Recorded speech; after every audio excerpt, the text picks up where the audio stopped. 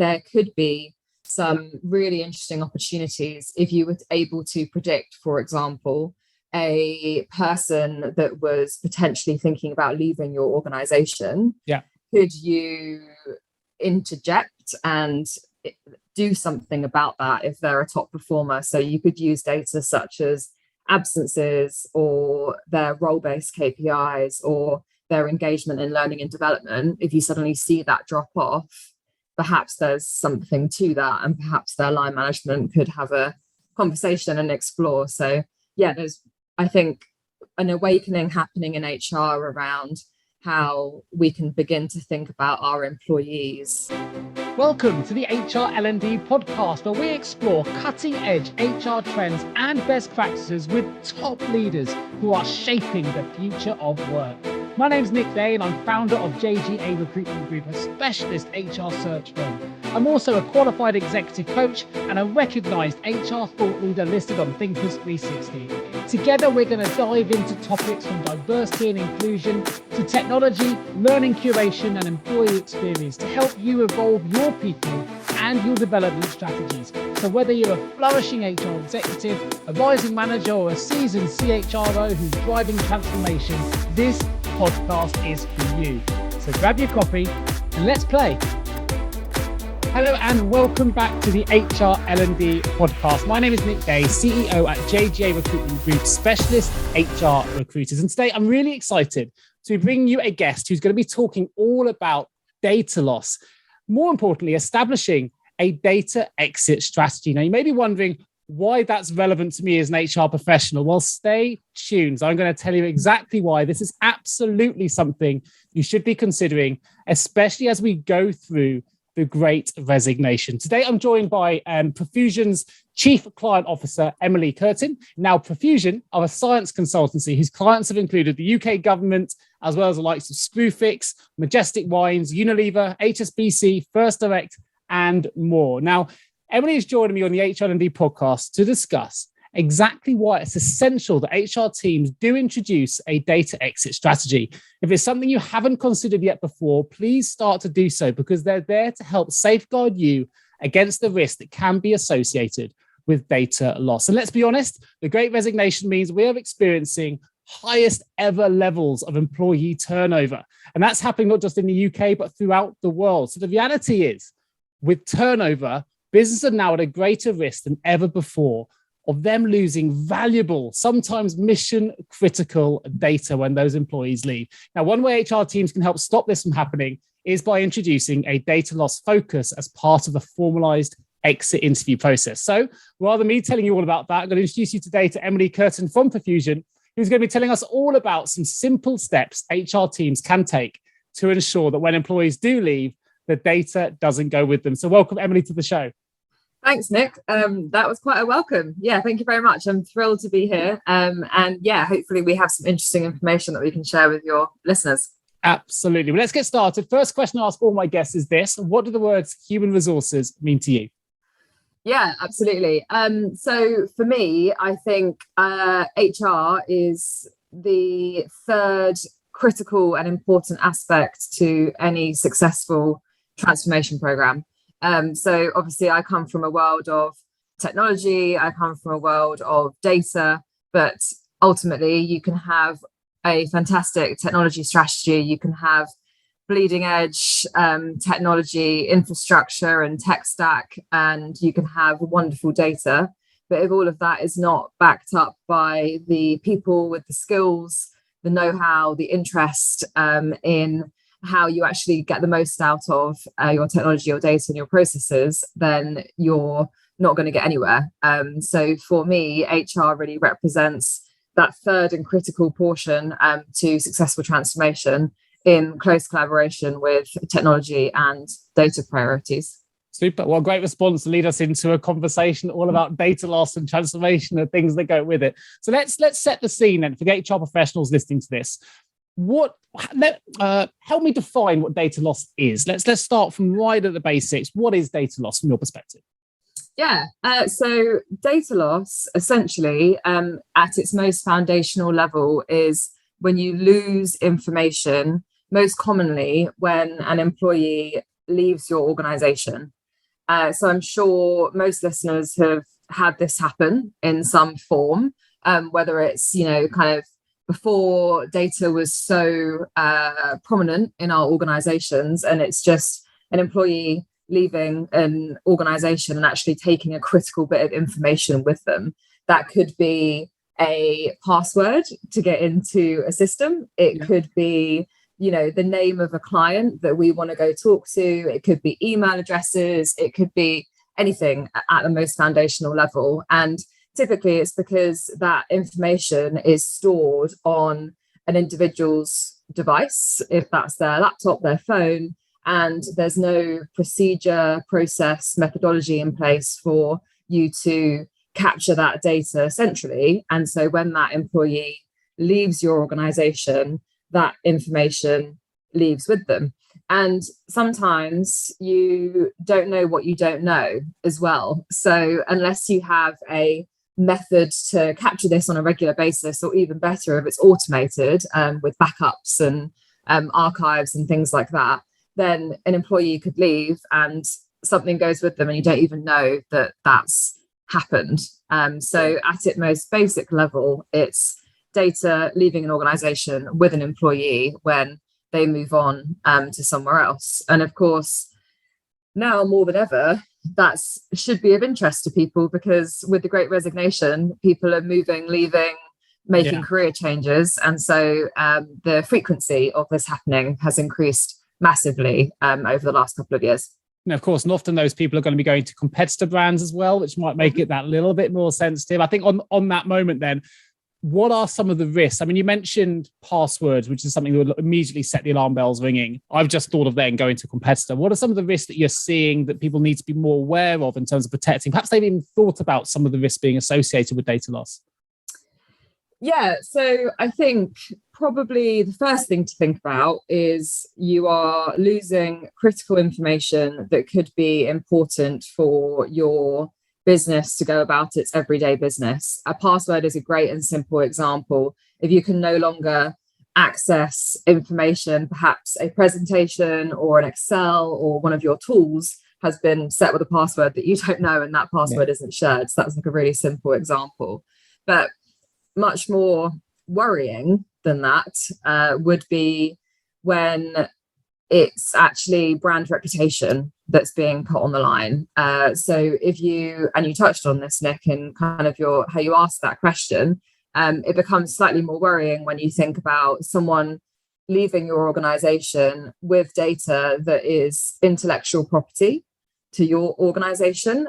So perhaps it's code for a developer, perhaps it's a methodology, a way that you do things with clients, or a way that you do things within your organization, and they leave with that on their computers or on their phones. And even worse, if it's actually intellectual property of your client, and that's when you get into really kind of scary space. As you said, particularly if they're going to a competitor, they're taking those ideas with them, and that could be a really big problem for brand reputation, and particularly when all eyes are on data right now, it could even mean, legal consequences. So, I mean, we've touched upon some of the reasons why this is a really big issue for now. Great Resignation, the Great Awakening, whatever you want to call it, being one of those. There's a huge amount of employees leaving businesses, going to competitors. It's an employee-led market at the moment. But I would argue that even pre-pandemic, because there's obviously post-pandemic kind of the Great Resignation piece, that actually it's more critical now anyway. There's other issues that are coming in that's kind of made data, they now say data is the most valuable commodity in the world, right? So why is it such a big issue now beyond just things like the Great Resignation? Because it's bigger than that. Yes, you're absolutely right. So if we take the Great Resignation out of the equation, which has made the problem worse and it's put it at the forefront of everyone's minds, but even before that, it was very important because we are now in a digital world. And so just the sheer abundance of data, there's more of it. And so there is an increasing problem that we need to address, and we need to address quickly. And it's increasingly portable as well. So in the traditional world, you wouldn't have employees walking out of your office with devices that have that information on it. So that's, your first line of defense is that your information is kept within the four walls of your organization. But now we have laptops and we have phones, and we are now more willing for our employees to work flexibly. So we have people, working from different countries, we have people working from home, and that just decreases our control of that data because they have it in their own homes and on their own devices. And, often there is an intention there around taking it away from the organization, but it just increases your risk profile. And and then that whole situation is just made worse by the Great Resignation, the employee turnover, etc. So you're absolutely right. It was already a big issue, and now we're living in a world where it's become an even greater issue.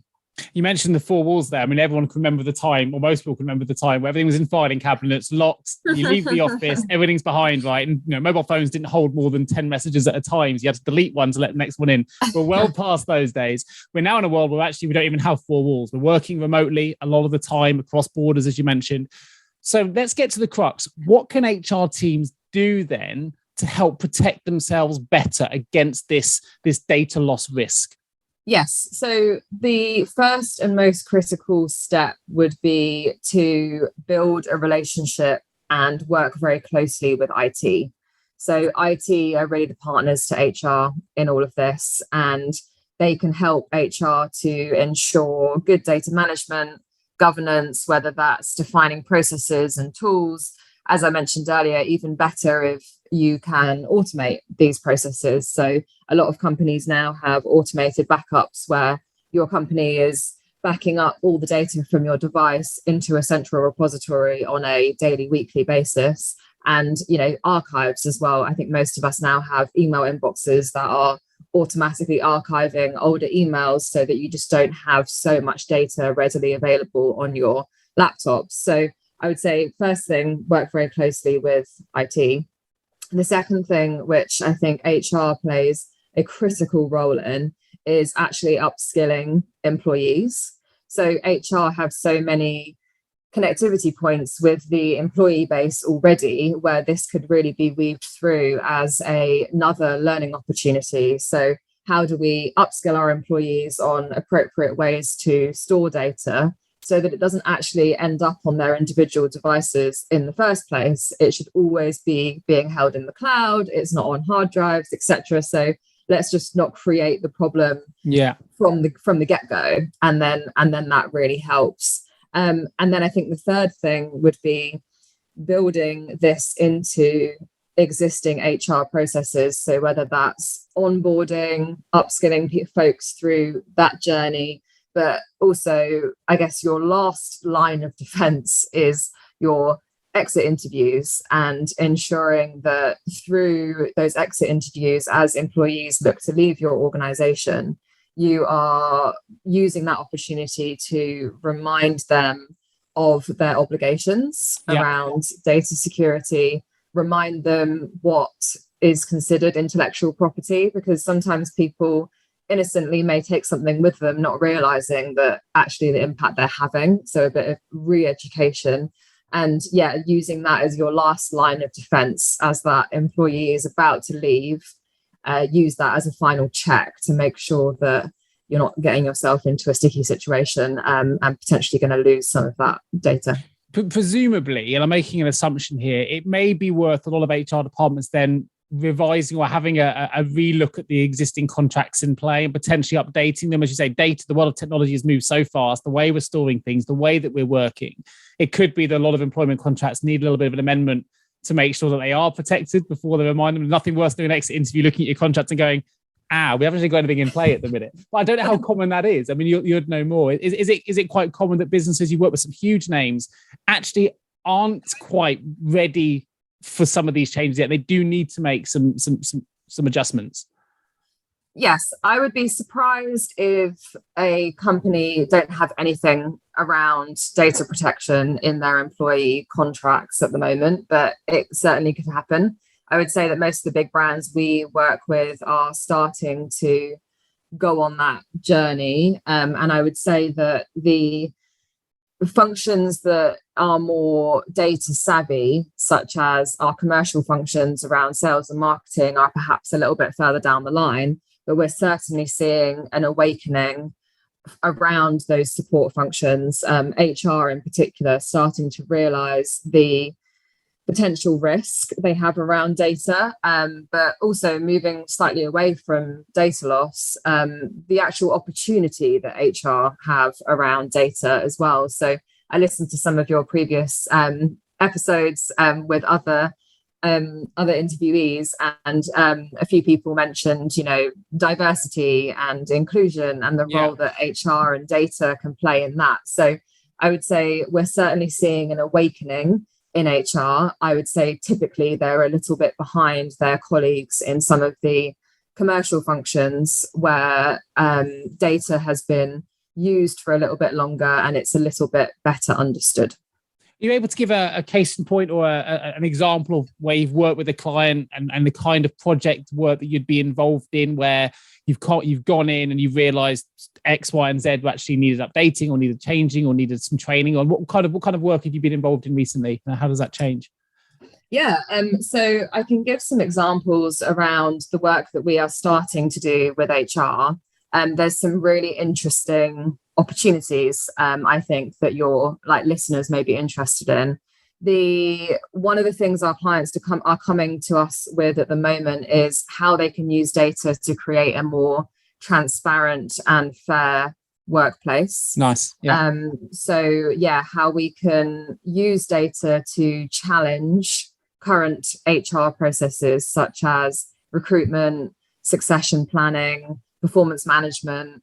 And just to bring that to life a little bit, what that could look like is you could run your performance management process as you've always done it, run your recruitment process as you've always done it, but then also run a data model next to that, which looks at your diversity and inclusion stats, looks at the people that you're putting forward for promotion, looks at the outcomes that you're coming out with through your traditional HR processes, and actually begins to challenge your diversity and inclusion stats against your traditional methods of doing that. And it's not to say that we would suggest removing the human and instead just let the machine tell you what you should do.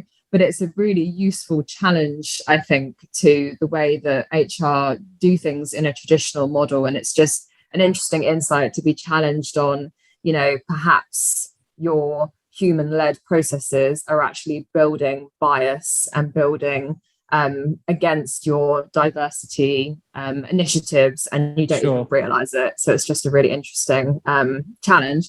And then I think the second one is how HR can begin to think about their employees a little bit like how a marketing function thinks about their customers. So to bring that to life a little bit, we are all very familiar now being on the receiving end of marketing that is very targeted. So whether you're on social media and you're getting an ad that's been served to you and you were just talking to someone about that in a WhatsApp group, which is slightly scary, or if you get an email from a brand that you love and it's filled with products that you enjoy and you might go on to buy, I think that is now a very familiar journey for a lot of us. But what could be very interesting and something that our clients are starting to explore with us is how can we take some of those learnings from the marketing world and apply that to our employees? Because really we are looking to identify, attract, retain our employees. And that's exactly what marketing colleagues are doing with customers. So I know that there is a lot of sensitivity around HR data and there's a lot of trust that we have to build up, but there could be some really interesting opportunities if you were able to predict, for example, a person that was potentially thinking about leaving your organization. Could you interject and do something about that if they're a top performer? So you could use data such as absences or their role-based KPIs or their engagement in learning and development. If you suddenly see that drop off, perhaps there's something to that, and perhaps their line management could have a conversation and explore. So there's, I think, an awakening happening in HR around how we can begin to think about our employees a little bit differently, and how we could nurture them in a way that a lot of brands nurture their customers, which is a really interesting space. Have you ever asked yourself, how can any recruiter understand my HR recruitment challenges? Please don't give up on your hiring challenges just yet. Here at JGA HR Recruitment, we appreciate the difficulties associated with attracting, recruiting and retaining top human resources talent. We also understand just how costly a poor hire can be. JGA HR Recruitment would like to partner with you to help you overcome your hiring challenges. Contact us today on 01727 800 377 or visit jgarecruitment.com to find out more. You've definitely emphasised the importance of sort of challenging the integrity of the data and what the data is telling us and what some of the stories that can come out of that. Sometimes we're just over-reliant on seeing just the singular response of what data gives us. But actually, if you go into the detail, you can really find, particularly you mentioned diversity and inclusion, give you some really interesting data stats coming out of the back of that. I was going to ask you, actually, are there things that employers can do to help identify who may be at risk of leaving? But it sounds like you've kind of half covered that already in your previous response. But if I take that then a level further instead and go down the retention route, I mean, we know as recruiters, it can be really expensive for brands to replace a member of staff. Not just, and I don't really just refer to the recruitment fees here, that's a small element really. It's replacing that knowledge, that expertise, and all the things that go with it. So if a brand can retain their employees better and attract employees at the same time, it's a win-win situation. Are there things that businesses therefore that can do to help mitigate the risks of someone leaving? And you've touched upon that in terms of identifying who those people might be, being number one. But are there other ways they can also do to use that data to help improve their retention and engagement capabilities, I guess? Yes. So I think using data for something like recruitment, I would say, is an area that everyone is very familiar with and it's becoming more commonplace. So, just very simple things like picking out keywords and CVs and cover letters and kind of sifting through, the abundance of applications that you might get. So people are getting more used to technology in the world of recruitment, and that's kind of becoming more commonplace. So I think it's about how do we apply that to the employee base that's actually within your organization. And it would be about, I think the ultimate goal there is identifying who are the people that are going to drive your success forward as an organization in the future. And data science is really about using the past to predict the future. So if there's a way that you can identify trends in people that excel in your organization, then perhaps you can identify people that are coming through the door, people that are coming through the ranks, and help to position them for future leadership positions so that you are not only retaining your employees, but also retaining the people that you really want to retain. And you're being more targeted in your approach as well. I think something I thought that was really interesting, look at the Profusion website, and I'll put a link in the show notes for those interested. There's loads of different places you can go within the Profusion site. It's worth looking at. Some great case studies on there as well. But something I thought was really interesting is you do some marketing automation work for looking at data for customer responses. So, I'm a brand that's got a number of customers. You do a lot of work looking at how to retain those customers, why they're retained, what their engagement stats are. But actually, you've taken it, in my view, a level further, because you've thought, well, actually, loads of clients are doing this with their customers, but very few are actually doing it with their own employees. But it makes total sense. Start with your employees first, with almost the same process, albeit slightly rewritten. But yet so many brands seem to focus first on the client win, the external, at the expense or the forgetting a little bit about the internal. So how have you, with some of the work that you've been doing at Profusion on that side, what have been some of the insights that you've discovered? How has that worked? What have companies discovered on the back of that kind of work? I would say the world of using those tactics with your employee base is emerging still. And I think the reason for that is because people are a little bit nervous around the sensitivity that might be associated with HR data. So we know that people can be hesitant to provide information about themselves, whether that's gender, whether that's, race, heritage, etc. We know that there's some hesitancy there.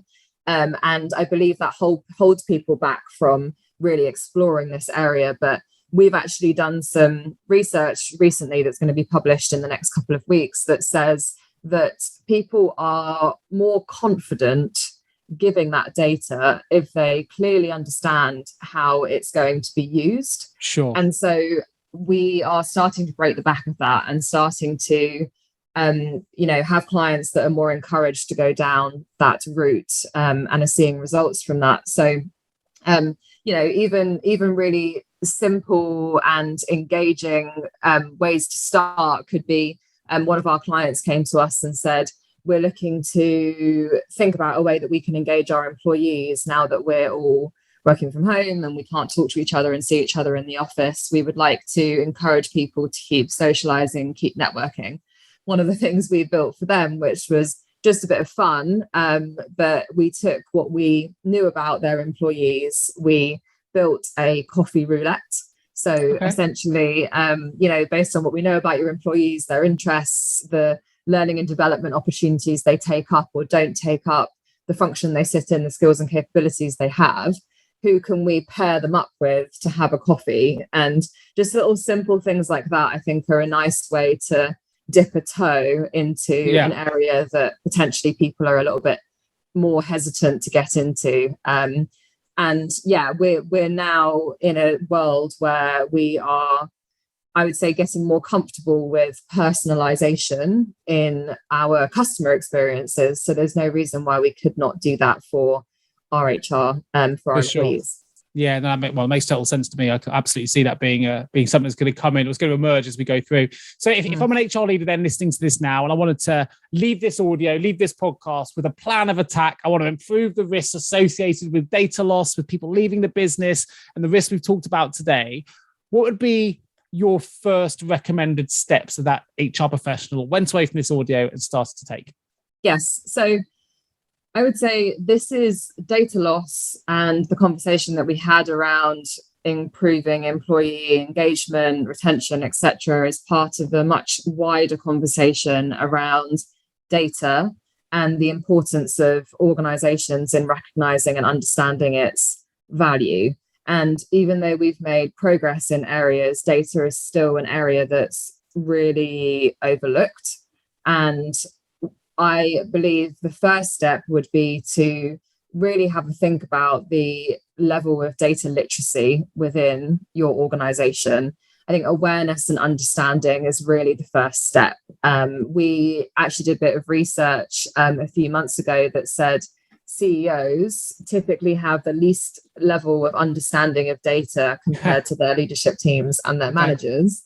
And then amongst the leadership team and the managers, again, data literacy is typically quite low. And it tends to be kind of the more junior employees that are coming through studying data science, data engineering at university who are a little bit more savvy. So I would say the very first step is understanding and baselining your data literacy to see how big of a problem you are looking to address. And I think understanding the ability for your organization to be able to handle data in a secure and safe way can only start if you actually have that base level understanding of data and what it could mean for your organization. Yeah, I remember right at the start of this show, you mentioned as well, one of the first things you would do is build that relationship with the IT teams. At the minute, it's not necessarily something that we always think about, the closeness between HR and IT, but perhaps that's something that actually now you really highlight the importance of. One of the ways we can build that relationship and build that collaboration is talking about data loss and how HR and IT can work together to mitigate some of those risks. You mentioned as well, the importance of exit interviews. So I wonder if you could just quickly recap on some of the contractual obligations potentially a company may want to consider when protecting against data loss, things they might want to highlight to an employee potentially if they were going through an exit interview. Yes.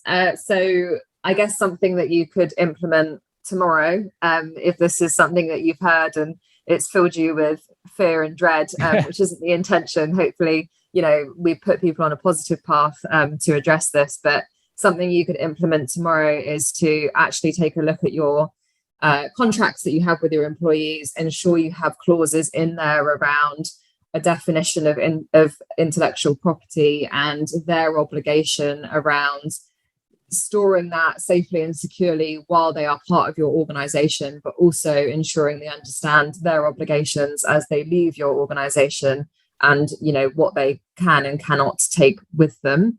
And then if that isn't in your contracts already, then your next port of call would be to interject that into your exit interviews. Sometimes a verbal reminder is all people need to ensure that they're not doing something wrong, because most of the time an employee is not looking to do the wrong thing. It again comes back down to understanding and awareness and just making sure that people recognize your expectations and your standards when it comes to data. One thing it does highlight, it's just coming to me now. You mentioned earlier on in the show about, potential employee leaves innocently. They've gone away with a password to an Excel spreadsheet. Now no one can access, and that employee is not answering calls or whatever it is. You can't access it for whatever reason. What typically would be the protocol you'd recommend a business took for things like passwords? Because we know that if you have the same password for everything, well, that's dangerous because you can have outside attacks that can get your password and utilize it. You've got, well, if it's individuals tend to use passwords associated with their own lives, whether even they're using work-based Excel spreadsheets, they might put their address or their birthday or whatever on it. Is there a protocol you'd recommend for when it comes to passwording things which you want them to be secure internally, but at the same time, if that person does leave, you want to make sure you've got access to it? What would be a good policy or process for overcoming that kind of password issue? Yeah, so I'd say first thing to do is talk to your IT to understand exactly what their recommendation is on that, because I'm sure they already have things in mind. I know that we all have to have passwords that are 24 characters long with 15 special characters and things like that, which makes things tricky. But yeah, I would say talk to your IT and figure out their recommendation. But then the recommendation we most commonly hear is to use some of the technology that's out there. So things like KeyPass, there's also some cloud-based solutions, etc., where your passwords are not actually stored on your computer or in your mind or in your notebook, but they're actually stored in a secure location, so they can be inputted automatically rather than each individual holding that information. Presumably when someone leaves, that KeyPass is accessed centrally by the IT director, whatever, and they all, that makes total sense. It was a question I should probably implement in my own business that had just occurred to me as you were talking through. So if people were interested in learning more about this, Emily, they want to find out, about some of the services Profusion provide, they want to get involved with you guys about improving their own data loss or all other services you provide as well. Tell us a little bit about what Profusion do and also where people can connect with you guys. Yeah, so Profusion are a professional services firm who specialize in data. And our goal is to partner with our clients to solve their business challenges with smart data-led solutions. That could be accelerating revenue growth, working with sales and marketing effectiveness. For HR, it could be creating a more transparent and fair workplace, or it could be supporting retaining and engaging your employees, particularly in the era of the Great Resignation. So we help to come up with solutions that are data-led to overcome those challenges, working with the leadership teams and C-suite of clients. So to work with us, as you mentioned previously, visit our website, see the work that we do across our clients. We're a pretty diverse bunch of people with fantastic capability in data science and engineering. We also do strategy work, and a big part of what we do, and this is something that I'm particularly passionate about, is our data academy. So you asked me at the beginning of this, what does HR mean to me? And I said that it's the third critical part of transformation, along with technology and data. We need people for our transformations to be successful, and we believe that at Profusion, and that's something that we're really passionate about. So one of the things we have as a data academy which is a learning environment. We do bespoke courses. We do, things that are tailored for your organization to build up data literacy at all levels of the organization. So that could be your CEO through to, your most junior folks. So yeah, visit the website, reach out, and also look out on LinkedIn and other social media, because we've just done a bunch of research specifically around HR. And we're going to be launching that in the next couple of weeks. So this was a very timely conversation. Amazing. If you want to find out more, the link will be in the show notes. It's profusion.com. And there are some really good case studies as well. There's one on there with HSBC, one with Majestic Wines. So if you have a moment, your HR or L&D professional listen to this and you want to find out more, have a look, because it's not just about data loss. So that's been, what we focused on today. I mean, there's a whole host of services around data science that Profusion offer, and it's well worth giving it a look. I will also put the links to your LinkedIn page, Emily, and the company Profusion LinkedIn page as well as links to various Profusion sort of social channels for those interested. Just need to say, Emily, huge thank you for joining me today to talk about data loss. It's absolutely relevant right now. I know as a recruiter, I've never seen more people move or this market be more vibrant than it is right now. It's a great time to be in recruitment for me. It's not necessarily a great time for HR professionals trying to handle this data loss issue. So thank you ever so much for joining me to talk about it in such detail today. I really appreciate it. And of course, if you are an HR or L&D professional listening to the show and you do need support because of the Great Resignation with an HR-related vacancy, do get in touch with either myself or any of my team. You can access us at www.jgarecruitment.com, and those links will also be in the show notes. So just leaves me to say another huge thank you to Emily Curtin for joining me today from Profusion. And it's been a fascinating whistle-stop tour into the world of data loss, and I hope it's been really useful for those listening. Thank you. Great. Thank you, Nick. That's it for today's episode of the HR L&D podcast. I hope you found this discussion informative and thought-provoking, and that it gave you actionable insights to help you drive your HR agenda forward. Please remember to subscribe to the show so you never miss a future episode. And I'd also love to hear from you. So if you enjoyed this show, please do leave a review on your preferred podcast platform. Your feedback helps me to ensure I can continue to bring you the topics and guests that matter most to you. Oh, and don't forget to share this show with your colleagues and fellow HR leaders as well.